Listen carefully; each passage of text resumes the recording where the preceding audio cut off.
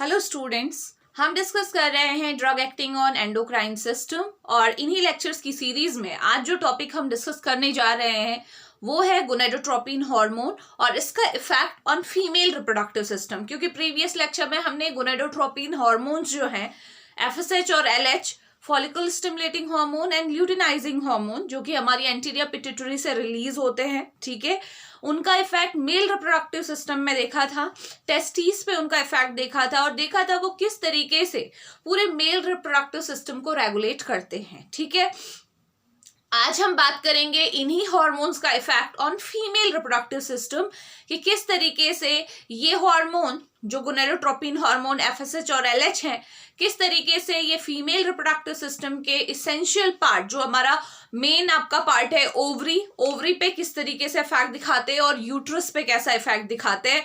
तो चलिए स्टार्ट करते हैं। ठीक है, तो सबसे पहले हम देखो, पहले भी हमने डिस्कस किया हुआ है कि किस तरीके से आपका हाइपोथैलेमस पिट्यूटरी एक्सिस के थ्रू आपका सारे हार्मोन्स आपके क्या होते हैं, रेगुलेट होते हैं। तो थोड़ा बहुत उसे डिस्कस करेंगे और फिर आगे कंटिन्यू करेंगे। ठीक हो गया।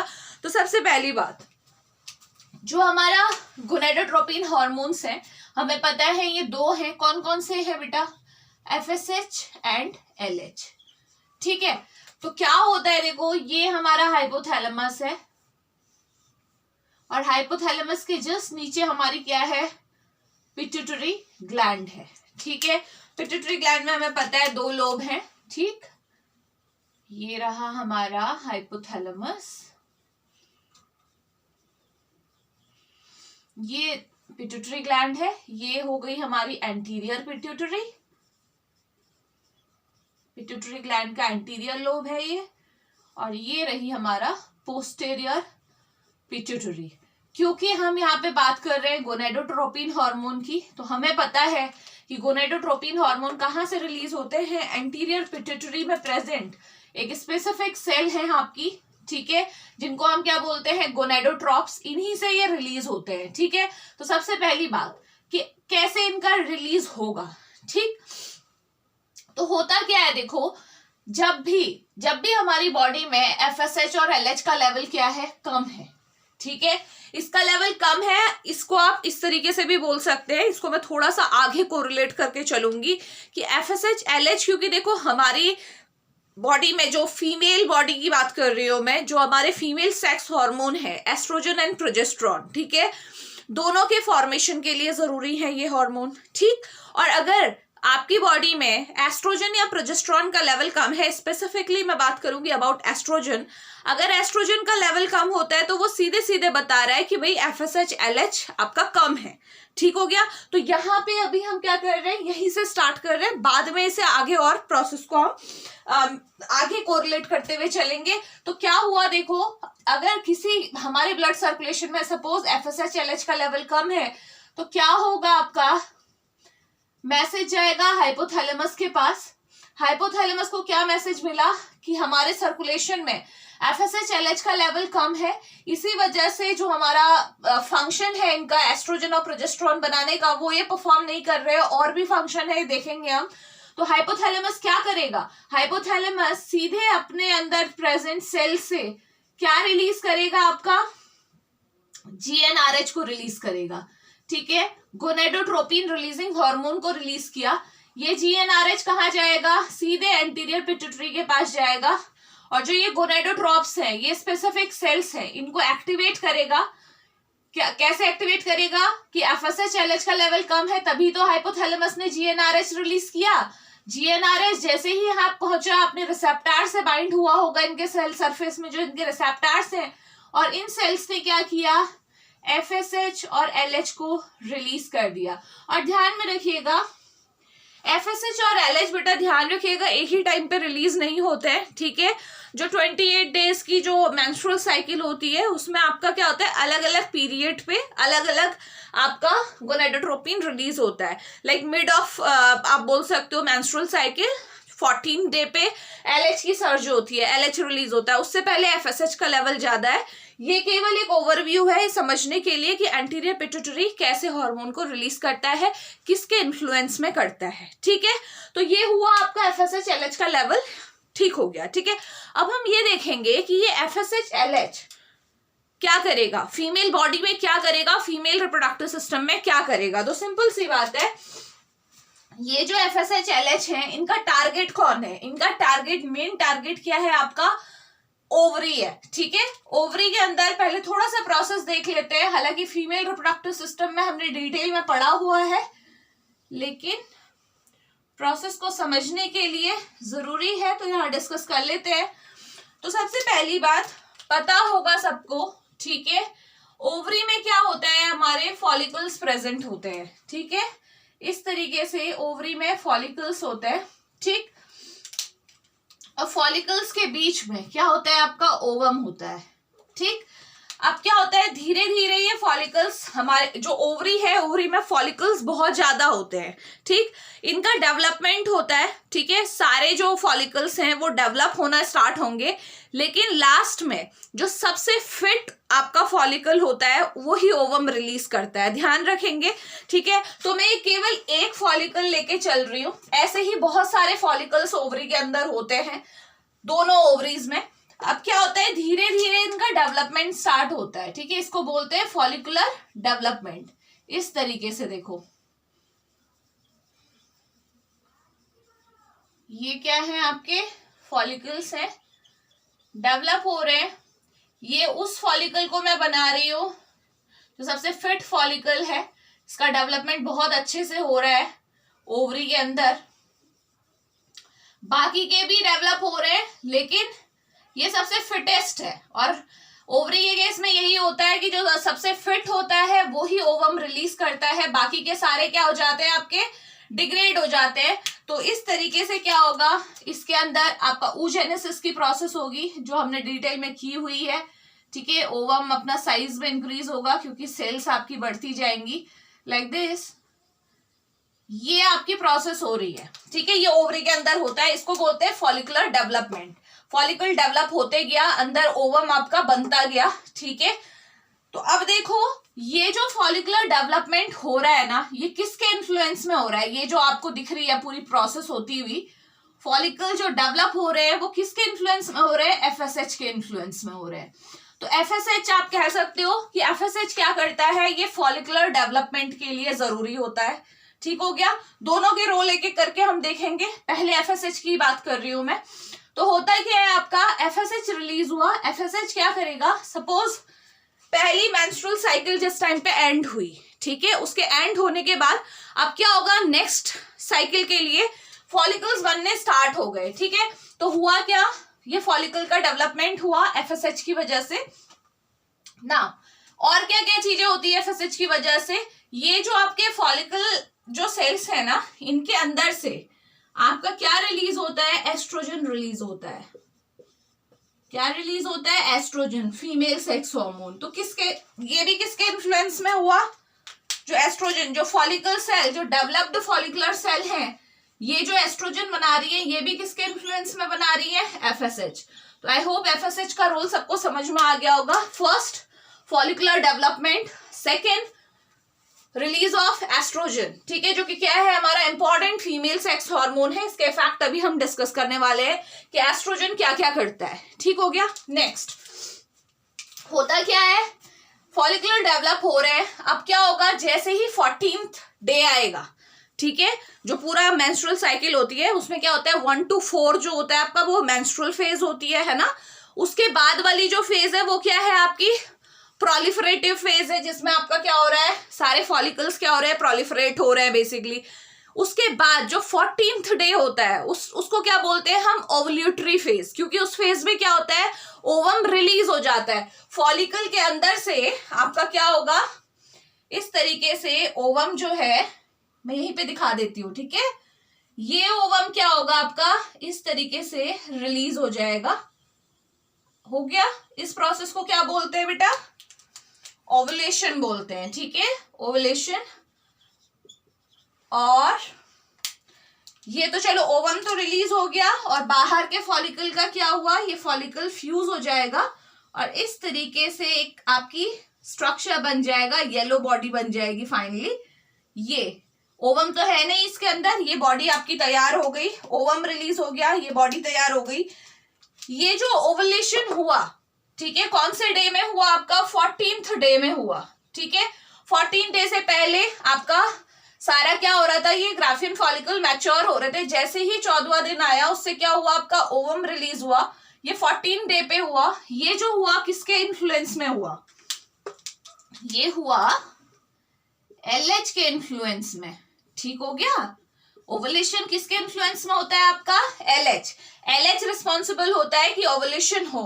अब बात ये आती है कि LH ने पहले काम क्यों नहीं किया, 14 डे पे काम क्यों किया? तो यहां से एक कॉन्सेप्ट समझो कि जो ये एस्ट्रोजन रिलीज हुआ था ना FSH की वजह से, जब ये फॉलिकल डेवलप हो रहे थे, एक डेवलप्ड फॉलिकल की आपकी जो ग्रैन्युलोसम सेल थी उससे क्या रिलीज हुआ? एस्ट्रोजन रिलीज हुआ। ये एस्ट्रोजन क्या करता है? आपका सीधे आपका कहाँ जाता है? आपका एंटीरियर पिट्यूटरी में जाता है और LH सर्ज करवाता है, यानी कि एक LH को रिलीज करवा रहा है। समझ रहे हो? अभी तक क्या था? FSH रिलीज हुआ था, इसलिए मैंने बोला था दोनों साथ में रिलीज नहीं होते हैं। अभी तक FSH का काम था, उसने अपना फंक्शन परफॉर्म किया। ठीक है, एस्ट्रोजन को रिलीज कराया from the granulosum cell of follicle, Graafian follicle. Oestrogen जैसे ही रिलीज होगा, एक इसका पीक लेवल पहुंचेगा, तो ये सीधे क्या करेगा? LH सर्च कराएगा, एंटीरियर पिट्यूटरी से LH के रिलीज को बढ़ा देगा। LH जैसे ही बढ़ेगा सीधे आपका फॉलिकल पे जाएगा और ओवुलेशन हो जाएगा, ओवम रिलीज हो जाएगा और बाहर का फॉलिकल फ्यूज होके आपका ओवरी के अंदर ही रह जाएगा ना। इसको क्या बोलते हैं? ये क्या है हमारा? Corpus luteum. जो आपका बाहर का फॉलिकल रह गया येलो बॉडी, ये क्या है? Corpus luteum. अब बात ये आती है कि भाई ये इसका क्या होगा और ओवम का क्या होगा? देखो, ओवम के पास ऑप्शन है। अगर क्या हुआ आपका, ओवम जो यहां से रिलीज हुआ है कहाँ जाएगा बेटा? वो फैलोपियन ट्यूब में जाएगा, है ना। फैलोपियन ट्यूब उसे कैरी करते हुए यूट्रस में लाती है, पता है ना सबको। ठीक है, तो ओवम के पास ऑप्शन है कि वो स्पर्म से फ्यूज हो सकता है तो।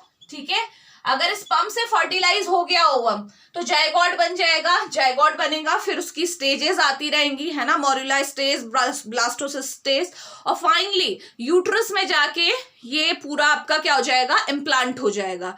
और यानी कि आपका क्या हुआ? जो भी फीमेल थी जिसके हम ओवरी की बात कर रहे हैं, यूट्रस की बात कर रहे हैं, वो प्रेग्नेंट हो गए। ठीक है, तो ये आपका क्या है? पूरा प्रोसेस है। अब दूसरी ऑप्शन क्या है कि सपोज ये स्पर्म आया ही नहीं, ठीक है, तो क्या होगा? ये ओवम फैलोपियन ट्यूब में रहेगा, लेकिन कुछ टाइम बाद खुद ही क्या हो जाएगा? ये डिग्रेड हो जाएगा, क्योंकि इसका एक लाइफ है। ये आपका फैलोपियन ट्यूब में एक पर्टिकुलर टाइम के लिए रहता है, सारा डिटेल में हमने पढ़ा हुआ है। ठीक है, तो ये तो हुआ इसका, किसका? आपका ओवम का। अब बात करते हैं कि जो बाहर का आपका फॉलिकल है, यानी कि कॉर्पस ल्यूटियम, जो येलो बॉडी बच गई है, अब इसका क्या होगा? इसका फंक्शन क्या होता है बेटा? इसका फंक्शन होता है कि अगर ये ओवम, ठीक है, अगर ये ओवम स्पर्म से फर्टिलाइज हो गया होता और यूट्रस में जाके इम्प्लांट हो गया होता, तो ये कॉर्पस ल्यूटियम क्या करता है आपका? ये अपने अंदर से एक हार्मोन को रिलीज करता है जिसका नाम क्या है? प्रोजेस्टेरॉन, जो कि सेकेंड फीमेल सेक्स हार्मोन है। आप फर्स्ट सेकेंड कैसे भी नेम दे दीजिए, ठीक है, मेरा सीक्वेंस में सेकेंड है तो मैंने सेकेंड बोल दिया। तो ये प्रोजेस्टेरॉन इसने रिलीज किया। ठीक है, अब ये बात आती है कि कॉर्पस ल्यूटियम से ये प्रोजेस्टेरॉन रिलीज को कौन इन्फ्लुएंस कर रहा है? तो ये LH ही है। ये LH ही है जो क्या करता है? आपका कॉर्पस ल्यूटियम से प्रोजेस्टेरॉन को रिलीज कराता है। लाइक FSH ने क्या किया था? एस्ट्रोजन को रिलीज कराया था फ्रॉम द ग्राफियन फॉलिकल्स, है ना। ग्राफियन फॉलिकल्स की जो हमारी दो सेल होती है, सबको पता है, ग्रैन्युलोसम एंड थीकल सेल। तो ग्रैन्युलोसम सेल से आपका एस्ट्रोजन रिलीज कराया था। सेम LH ने भी क्या किया? जो कॉर्पस ल्यूटियम था, जो हमारी येलो बॉडी बची थी, उससे क्या किया? प्रोजेस्टेरॉन को रिलीज कराया। अभी प्रोजेस्टेरॉन क्या करता है आपका? इसका रोल, ये तब की बात है जब ओवम फ्यूज हुआ होगा स्पर्म से। ठीक है, इनकेस अगर ये आपका फ्यूजन नहीं हुआ, ओवम फर्टिलाइज नहीं हुआ, तो ये कॉर्पस ल्यूटियम खुद ब खुद क्या हो जाता है? आपका ओवरी के अंदर ही क्या हो जाता है? डिग्रेड हो जाता है। समझ में आ गया? अगर फर्टिलाइजेशन हुआ तब तो ये कॉर्पस ल्यूटियम प्रोजेस्टेरॉन बनाएगा। प्रोजेस्टेरॉन सबको पता है प्रेगनेंसी मेंटेनेंस हार्मोन है, क्या क्या करता है वो मैं बताऊंगी अभी आपको। अगर ये ओवम फर्टिलाइज नहीं हुआ तो क्या हुआ? कॉर्पस ल्यूटियम डिग्रेड हो गया। क्लियर है? तो ये था पूरा प्रोसेस कि कैसे FSH और LH ठीक है, ओवरी में अपना इफेक्ट दिखा रहे हैं, ठीक है, क्योंकि इनका मेन टारगेट ओवरी ही है, ठीक है। अब आप देखोगे कि इनके थ्रू जो प्रोड्यूस हुए हार्मोन है, चाहे वो एस्ट्रोजन हो चाहे प्रोजेस्टेरॉन हो, ये अपना इफेक्ट आपके ऑर्गन लेवल पे दिखाते हैं, ठीक हो गया। FSH-LH का target, like male reproductive system में FSH-LH का टारगेट कौन था? टेस्टिस थी ना। वैसे ही हमारे फीमेल रिप्रोडक्टिव सिस्टम में FSH और LH का टारगेट कौन है? ओवरी है, ठीक है। और क्या करता है, समझ में आ गया, ठीक। अब जो ये हार्मोन बने, चाहे वो एस्ट्रोजन था चाहे वो प्रोजेस्टेरॉन था, दोनों ही कहाँ आएंगे? हमारे सर्कुलेशन में आ जाएंगे, और सर्कुलेशन में आने के बाद सारे ऑर्गन सिस्टम पे अपना इफेक्ट दिखाएंगे। वो ही इफेक्ट अब हमें डिस्कस करने हैं, ठीक हो गया। अब इससे पहले एक और बात आती है यहाँ पे कि भाई ये जो मैंने एस्ट्रोजन और प्रोजेस्टेरॉन आपको बता तो दिया कि ये रिलीज हो रहा है, ये सिंथेसाइज कैसे होते हैं। ऑब्वियसली कोई भी चीज, कोई भी हार्मोन, कोई भी केमिकल आपकी बॉडी से रिलीज हो रहा है तो उसकी सिंथेसिस भी तो होगी, है ना। लाइक फीमेल रिप्रोडक्टिव सिस्टम में हमने देखा था कि टेस्टोस्टेरोन कैसे बनता है, और उसी का आगे कॉन्टिन्यूएशन वही सेम पाथ फॉलो होता है और एस्ट्रोजन प्रोजेस्टेरॉन बनता है, ठीक है। तो एक बार हम क्या करते हैं, साइड में सिंथेसिस पार्ट को कवर कर लेते हैं कि एस्ट्रोजन और प्रोजेस्टेरॉन बनते कैसे हैं, ठीक हो गया। चलिए, तो हम बात कर रहे हैं अबाउट सिंथेसिस। यहां पे हम लोग कर लेते हैं इसे।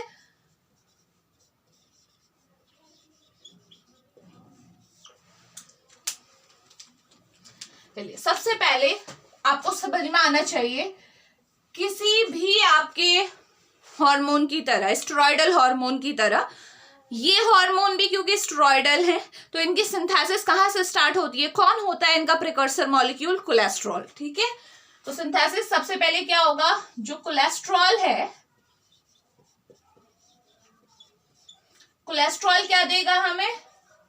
पूरा हमने सीक्वेंस देखो पहले भी किया था, अगर आपने लेक्चर देखा है तो आप कर सकते हैं। प्रेग्निनोलोन, ठीक है, 1 मिनट, प्रेग्निनोलोन, कोलेस्ट्रॉल से बनेगा प्रेग्निनोलोन, प्रेग्निनोलोन से क्या बनेगा? प्रोजेस्टेरॉन। समझ में आ गया प्रोजेस्टेरॉन कैसे बनता है, ठीक है।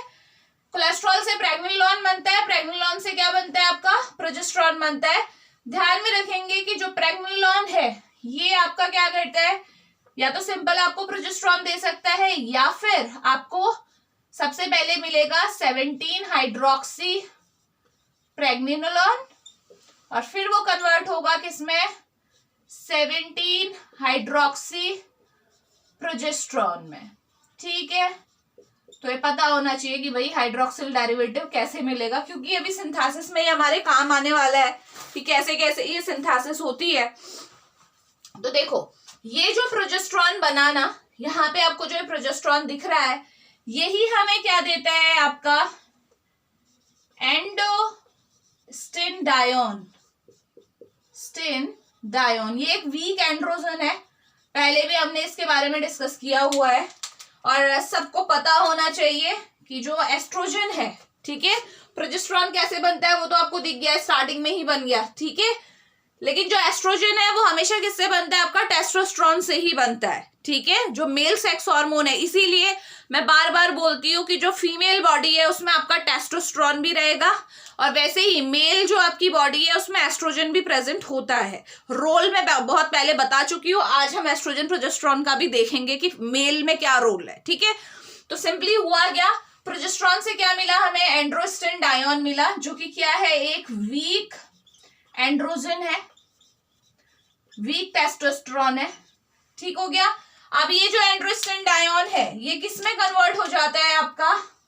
ये कन्वर्ट होता है टेस्टोस्टेरोन में, टेस्टोस्टेरोन में, ठीक है। इतना आपको ध्यान में रखना है। पहले एंड्रोस्टेनडायोन किस में कन्वर्ट हुआ? आपका टेस्टोस्टेरोन में कन्वर्ट हुआ। अब हम देखते हैं कि एस्ट्रोजन कैसे बनेगा। देखो, अभी आपको ये समझ में आ गया, एक फीमेल अगर बॉडी है तो उसमें प्रोजेस्टेरॉन कैसे बन रहा होगा, मेल में भी ऐसे ही बनेगा, सेम पाथ रहेगा।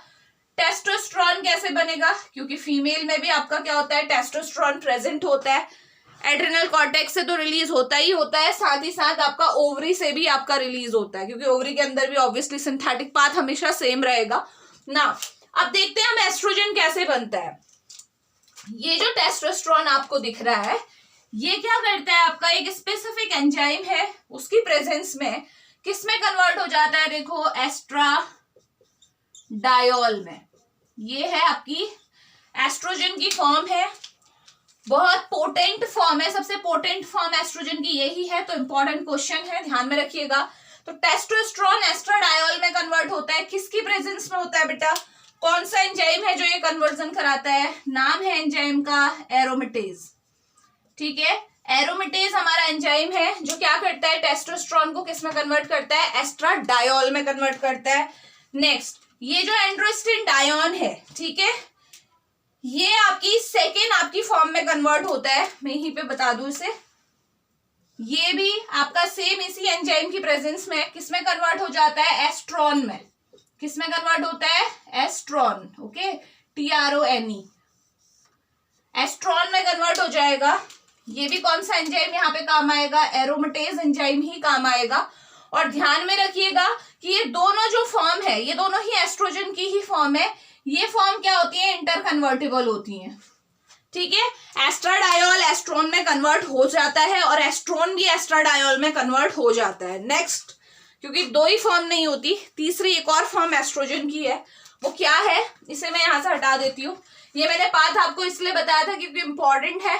ठीक है, टेस्टोस्टेरोन में जो हमारा DHEA होता है, डाईहाइड्रो एपी एंडोस्टेरोन, वो इसी से बनता है। ठीक है, उसे बताने की मुझे जरूरत नहीं है, अगर मैं यहाँ पे करना चाहूं तो मैं कर सकती हूँ। देखो, जो 7 हाइड्रोक्सी प्रोजेस्टेरोन है, ये क्या देता है, DHEA देता है, डाईहाइड्रो एपी एंडोस्टेरोन। ठीक है, ये भी एंडोस्टेन डायोन की तरह ही एक वीक एंड्रोजन है, लेकिन ये जो होता है आपका कन्वर्ट हो जाता है किसमें, इसी में, एंड्रोस्टेन डायोन में। समझ में आ गया, रोल समझ में आ जाना चाहिए ना कि किसका क्या है। तो 17 हाइड्रोक्सी प्रोजेस्टेरोन से हमें क्या मिलेगा, DHEA मिलेगा, और DHEA फिर किस में कन्वर्ट हो जाएगा, एंडोस्टेन डायोन में। फाइनली एंडोस्टेन डायोन ही मिलना है हमें दोनों पाथवेज से, वो अलग हो जाएगा आपका। और ये जो एंडोस्टेन डायोन है एस्ट्रोन देगा, ध्यान में रखिएगा। नेक्स्ट जो इंपॉर्टेंट है वो थर्ड आइसोफॉर्म है, तो मैं इसे यहां से हटा रही हूं। चलिए, अब थर्ड फॉर्म कहां से आई, ये जो आपको एस्ट्रोन दिख रहा है ना, एस्ट्रोन क्या होता है आपका, ये आपका कन्वर्ट हो जाता है, तीसरी हमारी आइसोफॉर्म हमें मिल जाती है यहां से, जिसका नाम है एस्ट्रायोल। ठीक है, एस्ट्रायोल हमारी क्या है, थर्ड आइसोफॉर्म है किसकी, एस्ट्रोजन की। ध्यान में रखना है आपने, तो हमेशा ध्यान रखेंगे। देखो, इनकी भी क्या होती है, अपना अपना लेवल है। ठीक है, अगर मैं बात करूं एस्ट्राडायोल की, तो मीनोपॉज से पहले, ठीक है, जो फर्टाइल एज है किसी भी वुमेन की, तो उस टाइम पे बॉडी में एस्ट्राडायोल का लेवल सबसे ज्यादा होता है। अगर तीनों आइसोफॉर्म्स को आप कंपेयर करें तो एस्ट्राडायोल आपकी जो फर्टाइल वुमेन है, यानी कि जो आपकी मीनोपॉज से पहले का जो टाइम है, ठीक है, चाइल्ड बेयरिंग कैपेसिटी जब तक रहती है, तो उस टाइम पे ज्यादा लेवल किसका होता है, तीनों में से एस्ट्राडायोल का। नेक्स्ट आ जाते हैं एस्ट्रोन में। एस्ट्रोन हमेशा ध्यान रखिएगा कि मीनोपॉज होने के बाद, यानी कि जब आपका क्या होता है, ओवम बनना बंद हो जाता है, ठीक है, तो उस एज के बाद फीमेल बॉडी में कौन सी आइसोफॉर्म आपकी डोमिनेंट रहती है, वो है एस्ट्रोन। ठीक है, और बात करें एस्ट्रायोल की, तो एस्ट्रायोल बेसिकली प्रेगनेंसी के टाइम पे, अगर प्रेगनेंसी के टाइम पे आप देखोगे तो सबसे ज्यादा जो इन तीनों फॉर्म्स में से जो सबसे ज्यादा डोमिनेट करती है वो एस्ट्रायोल ही है। ठीक है, तो तीनों का आपको पता होना चाहिए कि एस्ट्राडायोल आपका फर्टाइल एज में रहेगा, एस्ट्रोन जो मीनोपॉज के बाद का टाइम है वहां पे सबसे ज्यादा आपको एस्ट्रोन देखने को मिलेगा, और एस्ट्रायोल प्रेगनेंसी के टाइम पे सबसे ज्यादा रहता है। ठीक है, इन तीनों आइसोफॉर्म्स में से। इसके अलावा जो इंपॉर्टेंट है वो ये है, एक और आइसोफॉर्म है, वो है एस्टेट्रॉल। एस्टेट्रॉल आपकी फोर्थ आइसोफॉर्म है, और ये बेसिकली आपको केवल प्रेगनेंसी में ही देखने को मिलेगी। जैसे एस्ट्रायोल का तो ये है कि प्रेगनेंसी में ज्यादा रहेगा, लेकिन और टाइम भी इसका लेवल रहेगा आपकी बॉडी में, है ना, डोमिनेंट रहेगा। लेकिन एस्टेट्रॉल जो है, ये एस्ट्रोजन की वो आइसोफॉर्म है जो केवल प्रेगनेंसी के टाइम पे देखने को मिलती है। समझ में आ गया, तो ये आइसोफॉर्म है एस्ट्रोजन की। तो ये रहा सिंथेटिक पार्ट। ठीक है, यहाँ पे ऑब्वियसली बहुत सारे एंजाइम्स इन्वॉल्व होंगे, क्योंकि वो एंजाइम हमारे कंसर्न नहीं है अभी उनका, क्योंकि जो मेन हमें टारगेट है वो मैंने बता दिया आपको, इसीलिए मैंने वो आपको बताए नहीं है, मेंशन नहीं किए हुए। ये आपका पूरा सिंथेटिक पाथवे है कि कैसे कोलेस्ट्रॉल से प्रोजेस्टेरॉन बन रहा है, प्रोजेस्टेरॉन से टेस्टोस्टेरोन बन रहा है, टेस्टोस्टेरोन से आपका एस्ट्रोजन बन रहा है। ठीक है, ये हर किसी की बॉडी में हो रहा है। ठीक, अब बात ये आती है, ठीक, अब बात ये आ रही है कि जो एस्ट्रोजन बन गया, प्रोजेस्टेरॉन बन गया, रिलीज कैसे हुआ ये भी हमने देख लिया। फटाफट से अब क्या करते हैं, इनके फंक्शंस को डिस्कस कर लेते हैं पहले। ठीक है, ये बॉडी में एग्जैक्टली करते क्या है, बोथ फीमेल में और मेल में, क्योंकि मैं बार बार कह रही हूँ कि ये हार्मोन दोनों की बॉडी में होंगे। ठीक हो गया, चलिए तो सबसे पहले हम एस्ट्रोजन की ही बात कर लेते हैं। ठीक है, ये एस्ट्रोजन जो है ये क्या करता है, 1 मिनट,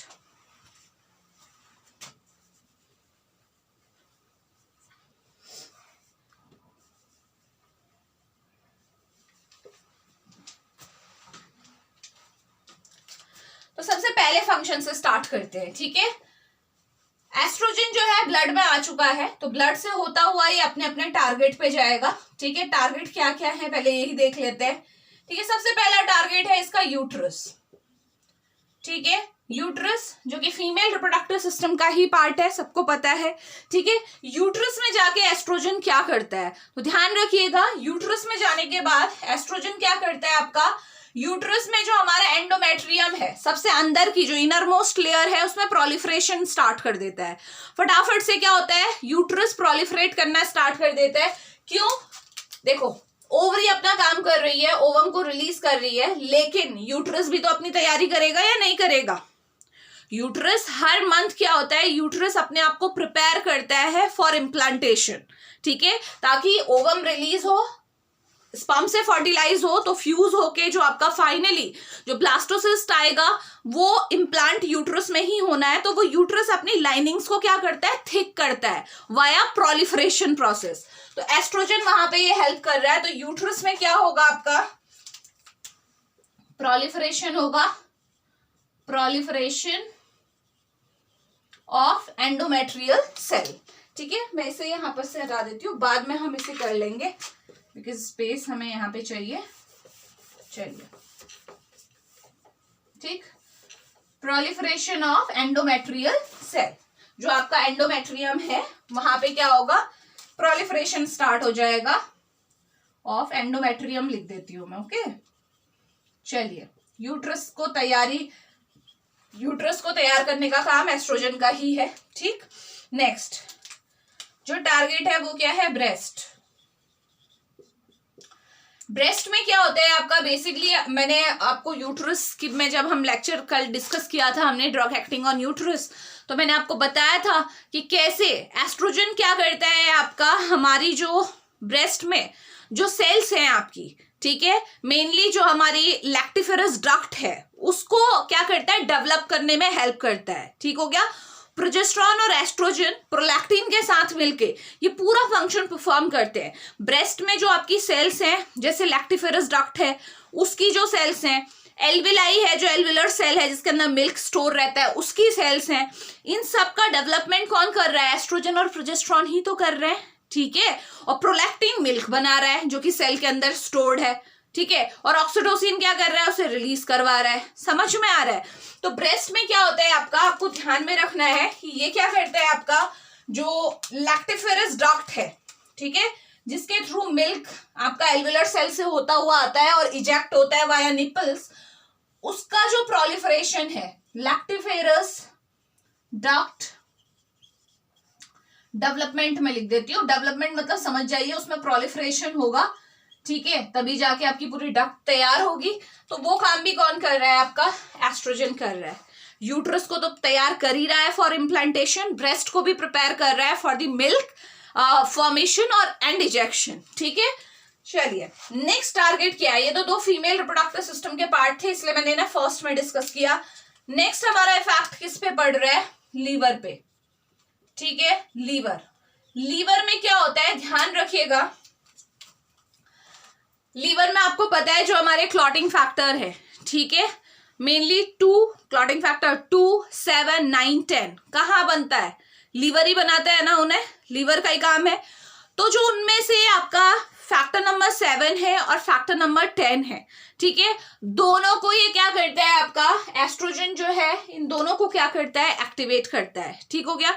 तो आप कह सकते हो, मैं सीधे यहीं पे लिख देती हूँ कि लीवर में जो इफेक्ट आएगा वो क्या आएगा आपका, पहली बात तो इसकी वजह से क्लॉटिंग की प्रोसेस बढ़ जाएगी, ठीक है, क्योंकि ये क्लॉटिंग फैक्टर्स जो 7 और 10 है उनको एक्टिवेट करने का काम कर रहा है। साथ ही साथ जो आपके एंटीकोगुलेंट फैक्टर जो एंटीथ्रोम्बिन है, सारा कुछ हमने क्लॉटिंग प्रोसेस में डिटेल में पढ़ा है, अगर आपने नहीं पढ़ा है तो आप देख सकते हो लेक्चर, ठीक है। तो जो एंटीथ्रोम्बिन यानी कि जो क्लॉटिंग नहीं होने देता है उसे ये इनहिबिट करता है। तो ओवरऑल हम कह सकते हैं कि एस्ट्रोजन हो चाहे प्रोजेस्टेरॉन हो, दोनों ही क्या कराते हैं, आपके थ्रोम्बस फॉर्मेशन कराते हैं, क्लॉटिंग कराते हैं। इसीलिए हार्ट डिजीज के केस में वो अभी आगे चल के आप देखोगे कि बहुत ज्यादा होने की वजह से दिक्कत आ सकती है, ठीक है। तो ये क्या करता है, सबसे पहली बात लीवर में ये क्लॉटिंग को आपका बढ़ाएगा, क्योंकि क्लॉटिंग फैक्टर फॉर्मेशन ये बढ़ाने वाला है।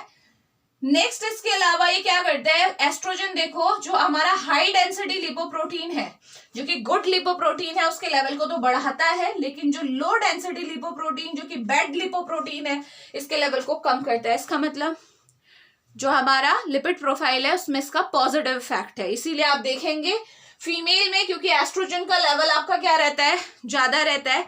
मैं बात कर रही हूँ प्री मीनोपॉज की, मीनोपॉज से पहले के टाइम की एस्ट्रोजन लेवल बहुत अच्छा रहता है, तो इसी वजह से हार्ट डिजीज होने के चांसेस कम होते हैं। ठीक हो गया। अगर किसी को हार्ट डिजीज है तो हाँ आप कह सकते हो कि एस्ट्रोजन क्योंकि क्लॉटिंग कराता है, ये आपको दिख रहा है इसका इफेक्ट, तो वहां पे ये प्रॉब्लमेटिक हो सकता है। अदरवाइज अगर किसी को नॉर्मली जैसे होता है ना हार्ट डिजीज डेवलप होने की बात आती है, तो क्योंकि ये एचडीएल के लेवल को बढ़ा रहा है जो कि गुड लिपोप्रोटीन है, और एलडीएल जो कि बैड लिपोप्रोटीन है, जिसकी वजह से ही myocardial infarction, coronary artery disease progress कर रही है। जब उसका लेवल कम हो रहा है तो इसका मतलब आपका ये बीमारियां होने के चांसेस, हार्ट डिजीज होने के चांसेस इसीलिए फीमेल में कम रहते हैं जो प्री मीनोपॉज पीरियड में है, ठीक है, जो फर्टाइल एज में है बेसिकली। तो लीवर में इसका इफेक्ट देख लिया आपने। नेक्स्ट आ जाइए बोन पे क्या इफेक्ट पड़ता है, ठीक है। बोन में हमेशा ध्यान रखिएगा ये क्या करता है, आपका एंटी रिजॉर्प्टिव है। एंटी रिजॉर्प्टिव मतलब जो ये रिजॉर्प्शन होता है ना, रिजॉर्प्शन जो आपका क्या है, बोन से जो कैल्शियम रिलीज होता है, मैंने पूरा कैल्शियम बैलेंस में आपको बताया था कि बोन कैल्शियम को लेती भी है और रिलीज भी करती है, ले रही है, ठीक है, वो ठीक है, बोन मिनरलाइजेशन जिसे बोल रहे हैं, जो रिलीज कर रही है यानी कि जो ऑस्टियोब्लास्टिक एक्टिविटी होती है उसको हम रिजॉर्प्शन बोलते हैं, ठीक है। तो ये क्या कर रहा है, रिजॉर्प्शन को कम कर रहा है, तो बोन में कैल्शियम का लेवल ज्यादा बने रहेगा, बोन स्ट्रांग रहेंगी। इसलिए आपने देखा होगा जब आपका मीनोपॉज आता है यानी कि जिस टाइम पे फर्टाइल एज किसी भी वुमेन की खत्म होती है, तो उस टाइम पे क्योंकि एस्ट्रोजन का लेवल ड्रॉप कर जाता है, तो उसकी वजह से क्या होता है, बोन से रिलेटेड प्रॉब्लम स्टार्ट हो जाती है, क्योंकि एक बहुत लंबे टाइम तक एक लाइफ स्पेन है, आपको एक हार्मोन की आदत पड़ी हुई है आपकी बॉडी को। कौन है वो, एस्ट्रोजन, जो कि आपकी बोन को स्ट्रांग बनाने में आपकी हेल्प कर रहा है। सडनली उसका लेवल कम हो गया है, तो इसका मतलब बॉडी एकदम से, बॉडी में क्या होगा, बोन से कैल्शियम रिलीज होना स्टार्ट हो जाएगा, और बोन का मिनरलाइजेशन कम होगा तो बोन वीक होनी स्टार्ट हो जाएगी। इसीलिए फीमेल्स में आपका आफ्टर मीनोपॉज ये बोन वाली प्रॉब्लम आपकी बहुत ज्यादा कॉमन है, ठीक है। तो ये था आपका बोन पे इफेक्ट। इसके अलावा आपका और क्या क्या इफेक्ट आ सकते हैं, देखते हैं, चलिए। बोन के अलावा देखें कौन से इफेक्ट हैं। Yes, effect on blood vessels.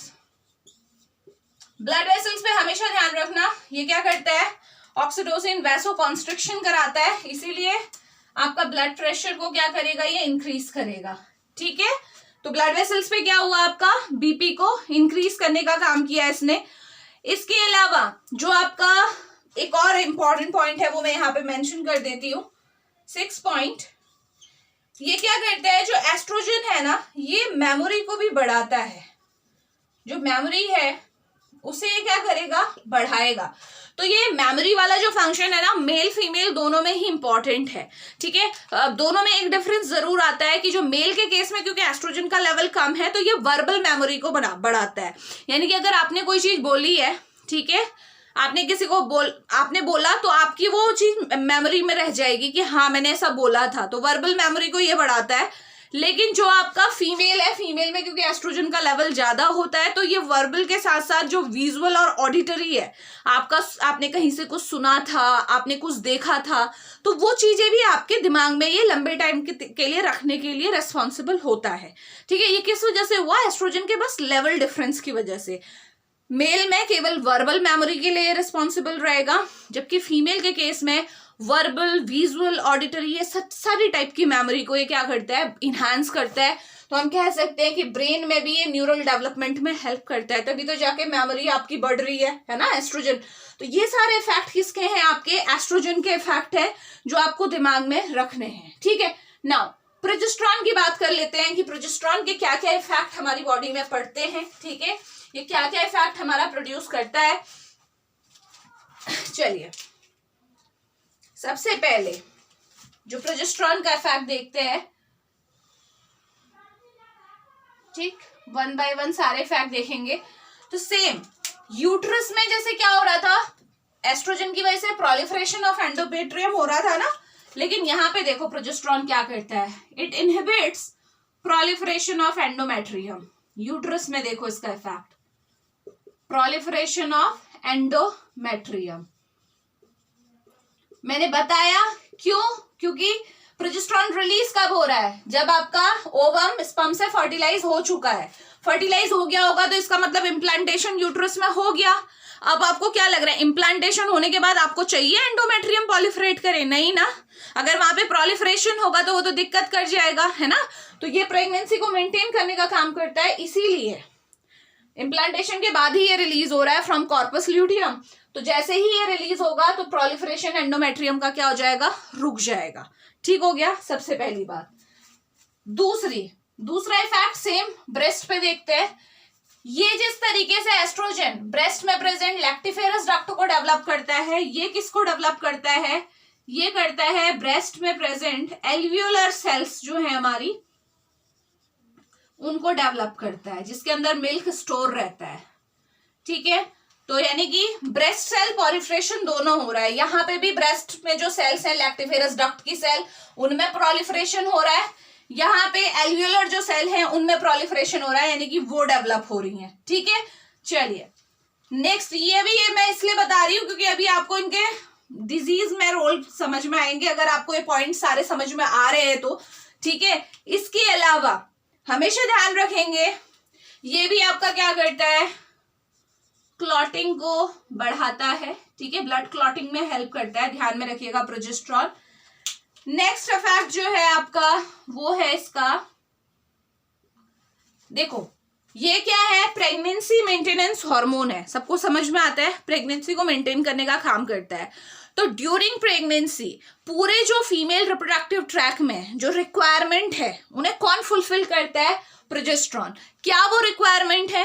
Basically जो वेजाइनल और सर्वाइकल जो म्यूकस है ये उसे क्या कर देता है? थिक कर देता है, सो दैट अब इन फ्यूचर कोई भी स्पर्म अंदर एंट्री ना ले पाए। ठीक है, ड्यूरिंग जो आपका वो प्रेगनेंसी का पीरियड है, तो स्पर्म एंट्री को ये क्या करेगा? रिड्यूस करेगा। ठीक है, तो सबसे पहली बात देखो क्या क्या करेगा, तो मैं लिख देती हूं, cervical and vaginal mucus thickening. ठीक है, जो म्यूकस रहेगा आपका रिप्रोडक्टिव ट्रैक का वो थिक हो जाएगा ताकि स्पर्म की एंट्री ना हो सके। ठीक है, क्योंकि फर्टिलाइजेशन हो चुका है, अब हमें स्पर्म की जरूरत नहीं है। ठीक, नेक्स्ट और क्या क्या करेगा? ये जो सर्वाइकल म्यूकस है ना या वेजाइनल म्यूकस है, इसके पीएच को क्या कर देता है? ये इसके पीएच को लेस एल्कलाइन कर देता है। ठीक है, लेस एल्कलाइन या फिर एसिडिक आप बोल सकते हो थोड़ा सा। लेस एल्कलाइन करने से क्या एडवांटेज होगा? आपको पता है जो मेल आपका सीमेन है जिसमें स्पर्म रहता है बेसिकली, उसका पीएच कितना होता है? 7 to 8.1 है। ठीक है, ये उसका पीएच है, यानी कि एल्कलाइन पीएच है। ठीक हो गया। अब क्या होता है, अगर आपका जो वेजाइनल या फिर सर्वाइकल जहां से होता हुआ स्पर्म अंदर एंट्री लेता है, वो सीमन जाता है, अगर उसका पीएच क्या हो आपका? एसिडिक होगा, तो वो क्या करेगा? स्पर्म को क्या करेगा? आपका एंटर ही नहीं करने देगा, उसे डिग्रेड कर देगा। इसीलिए फर्टिलाइजेशन के लिए आपका जो वजाइनल या सर्वाइकल जो आपका म्यूकस है उसका क्या होना जरूरी है, आपका एल्कलाइन होना जरूरी है। नाउ क्योंकि आपका क्या हो चुका है, फीमेल ने कंसीव कर लिया है, इम्प्लांटेशन हो चुका है, तो अब क्योंकि प्रोजेस्टेरॉन क्या करेगा, जो आपका पीएच है उसे लेस एल्कली कर देगा, सो दैट अगर स्पर्म अंदर आने की कोशिश भी करे तो उसको एक अनफेवरेबल एनवायरनमेंट मिले और वो वहीं पे खत्म हो जाए। समझ में आ गया? तो ये क्या हुआ, आपका सेकेंड फंक्शन है जो किसने परफॉर्म किया, प्रोजेस्टेरॉन ने, क्योंकि प्रोजेस्टेरॉन का काम है कि वो आप मेंटेन करके रखेगा, यानी कि वो ऐसा आपका एनवायरनमेंट क्रिएट कर रहा है, ठीक है, किसके थ्रू, ये म्यूकस को थिक करके या फिर आपका जो बेसिकली जो म्यूकस है उसको एल्कलाइन, उसको एसिडिक बना के जो स्पर्म के को क्या कर रहा है, स्पर्म की एंट्री को क्या कर रहा है, ब्लॉक कर रहा है, ठीक है, उसके लिए एक अनफेवरेबल एनवायरनमेंट क्या कर रहा है, क्रिएट कर रहा है। नेक्स्ट ध्यान रखिएगा, प्रोजेस्टेरॉन का एक और इफेक्ट है, जब भी प्रोजेस्टेरॉन रिलीज होता है तो इसकी वजह से क्या होता है, आपका बॉडी टेम्परेचर बढ़ जाता है, ठीक है, ये एक ओवुलेशन के साइन की तरह भी आप इसे समझ सकते हैं, ठीक है, क्योंकि जिस टाइम पे ओवुलेशन होता है तो उसी टाइम पे आपका ये कॉर्पस ल्यूटियम से प्रोजेस्टेरॉन रिलीज हो रहा है। अगर प्रेगनेंसी रही तो ये कॉर्पस ल्यूटियम से प्रोजेस्टेरॉन रिलीज होते जाएगा, कब तक होगा, कब तक होगा, जब तक प्लेसेंटा डेवलप नहीं हो जाता, क्योंकि प्लेसेंटा एक बार डेवलप हो गया तो फिर वो प्रोजेस्टेरॉन बनाना शुरू कर देगा, ठीक है, लेकिन तब तक स्टार्टिंग 2 मंथ पीरियड के लिए प्रोजेस्टेरॉन कौन बनाता है, कॉर्पस ल्यूटियम ही बनाता है। तो ये प्रोजेस्टेरॉन आपका बेसिकली, और अगर फर्टिलाइजेशन नहीं हुआ तो कॉर्पस ल्यूटियम डिग्रेड हो जाएगा, तो प्रोजेस्टेरॉन का लेवल खुद ब खुद ड्रॉप कर जाएगा। तो लेकिन ये प्रोजेस्टेरॉन मेनली ध्यान रखिएगा, ये बॉडी टेम्परेचर को बढ़ाने का काम भी करता है, एक साइन की तरह आप इसे यूज कर सकते हैं, ठीक है, ये बॉडी टेम्परेचर को इंक्रीज करेगा। और नेक्स्ट आएगा आपका प्रोजेस्टेरॉन क्या करता है, आपका ये स्टॉप करता है फर्दर ओवुलेशन। अब ये जब तक का प्रोजेस्टेरॉन का लेवल आपका ज्यादा है तो ये ओवुलेशन नहीं होगा, नेक्स्ट साइकिल ये चलेगी ही नहीं। इसीलिए क्या होता है, प्रेगनेंसी के टाइम पे मेंस्ट्रुअस साइकिल, जो मेंस्ट्रुएशन साइकिल है वो नहीं चलती है, ओवुलेशन होता ही नहीं है, क्योंकि प्रोजेस्टेरॉन का लेवल जब तक अपने पीक में है, जब तक ये कॉर्पस ल्यूटियम इंटैक्ट है, तब तक का क्या होगा, आपका ध्यान रखिएगा, प्रोजेस्टेरॉन क्या करता है, सीधे फीडबैक मैकेनिज्म फॉलो करता है, नेगेटिव फीडबैक, और एंटीरियर पिट्यूटरी से एलएच के रिलीज को क्या करता है, इनहिबिट करके रखता है, ठीक है। तो प्रोजेस्टेरॉन जब तक ज्यादा है आपके ब्लड में तो एलएच का release from the anterior pituitary inhibit हो जाएगा, और आप जानते हो एलएच की वजह से ही क्या होता है, ओवुलेशन होता है, तो इसीलिए ये क्या करता है, फर्दर ओवुलेशन को भी क्या करेगा, इनहिबिट करेगा। समझ में आ रहा है, ठीक है, तो ये आपको इफेक्ट पता होने चाहिए। सेम एक और बात मैं यहाँ पे बता देना चाहती हूँ आपको कि जो एस्ट्रोजन है, दोनों के इफेक्ट समझ में आ गए, ठीक है। जैसे प्रोजेस्टेरॉन नेगेटिव फीडबैक मैकेनिज्म के थ्रू एलएच के रिलीज को कम करता है, उसी तरीके से अगर कभी भी एस्ट्रोजन का लेवल बहुत ज्यादा हो जाए, एस्ट्रोजन का लेवल बहुत ज्यादा हो जाए तो उसकी वजह से क्या होगा, सीधे सीधे एफएसएच, एलएच, जीएनआरएच, इन तीनों का रिलीज क्या हो जाएगा आपका, यानी कि आप कह सकते हो एंटीरियर पिट्यूटरी और हाइपोथैलेमस दोनों में ही नेगेटिव फीडबैक जाएगा, ठीक है। तो एस्ट्रोजन का लेवल ज्यादा होने की मैं बात कर रही हूँ बेटा, जब बहुत ज्यादा हो जाता है एक्सेस में, तब जाके क्या होता है, आपका सीधे मैसेज जाता है एंटीरियर पिट्यूटरी पे और हाइपोथैलेमस पे। हाइपोथैलेमस क्या करता है, जीएनआरएच को रिलीज करना बंद कर देता है, क्योंकि पता चला कि भाई एस्ट्रोजन बहुत है, जरूरत नहीं है, और जैसे ही जीएनआरएच रिलीज कम होगा तो एंटीरियर पिट्यूटरी खुद ब खुद एफएसएच, एलएच की रिलीज को कम कर देगी। जबकि आपने देखा प्रोजेस्टेरॉन की वजह से केवल किस पे फर्क पड़ेगा, एलएच पे, ठीक है, प्रोजेस्टेरॉन की वजह से केवल एलएच का रिलीज आपका कम होगा। तो ये डिफरेंस है जो आपको दिमाग में रखना है। तो ये था all about role of FSH and LH in female reproductive system. और उसके बाद हमने ये भी देखा कि जो एस्ट्रोजन और प्रोजेस्टेरॉन जो कि फीमेल सेक्स हार्मोन है, वो क्या क्या फंक्शन परफॉर्म करते हैं। अब हम नेक्स्ट पार्ट में क्या करेंगे, ड्रग्स को डिस्कस करेंगे जो एक्ट करती है एस्ट्रोजन पे और प्रोजेस्टेरॉन पे, क्योंकि बहुत सारी ऐसी सिचुएशन होती है जहां पे हमें क्या चाहिए होता है, एस्ट्रोजन के इफेक्ट को हमें ब्लॉक करना पड़ता है या फिर हमें एस्ट्रोजन को देना पड़ता है, सेम विद प्रोजेस्टेरॉन, ठीक है। तो वो सारी कंडीशन, वो सारी सिचुएशंस हम डिस्कस करेंगे अलॉन्ग विद ड्रग्स, ठीक है, कौन सी ड्रग हम यूज कर सकते हैं। और सारी की सारी ड्रग यहीं कहीं आपके जो पाथवे, हमने सिंथेटिक पाथवे पढ़ा था, इन्हीं पे काम करने वाली है, ठीक है। तो और हाँ, एक और इम्पॉर्टेंट पॉइंट जो यहाँ पे आपको पता होना चाहिए वो क्या है कि एस्ट्रोजन और प्रोजेस्टेरॉन जो ये इफेक्ट प्रोड्यूस कर रहे हैं, ये कौन सा आपका पाथवे फॉलो करते हैं, कौन सा पाथवे फॉलो करते हैं, जीन ट्रांसक्रिप्शन रेगुलेटिंग रिसेप्टर, है ना। इनके जो रिसेप्टर्स होते हैं वो कहाँ होते हैं, या तो साइटोप्लाज्म में होते हैं या फिर न्यूक्लियस में होते हैं, ठीक है। और जब ये अपने रिसेप्टर से बेसिकली बाइंड होता है तो क्या होता है, आपका दो रिसेप्टर आपस में डाइमर फॉर्म कर देते हैं, और ये डाइमर डीएनए के एक स्पेसिफिक सीक्वेंस में जाके बैठता है जिसे हम जीन बोलते हैं, और वो प्रोटीन आपकी सिंथेसाइज होती है जो एस्ट्रोजन के फंक्शन को मॉड्यूलेट करेगी या फिर प्रोजेस्टेरॉन के फंक्शन को मॉड्यूलेट करेगी, और ये इफेक्ट प्रोड्यूस होंगे। ये जो इफेक्ट प्रोड्यूस हुए हैं ये उसी प्रोटीन की वजह से हुए हैं। अगर एस्ट्रोजन बाइंड हुआ था अपने रिसेप्टर से तो ये इफेक्ट प्रोड्यूस हुए, क्योंकि वो जीन जो आपका प्रोटीन बनाएगा वो कौन सी प्रोटीन होगी, एस्ट्रोजन मॉड्यूलेटरी प्रोटीन होगी जो एस्ट्रोजन के इफेक्ट को मॉड्यूलेट करेगी।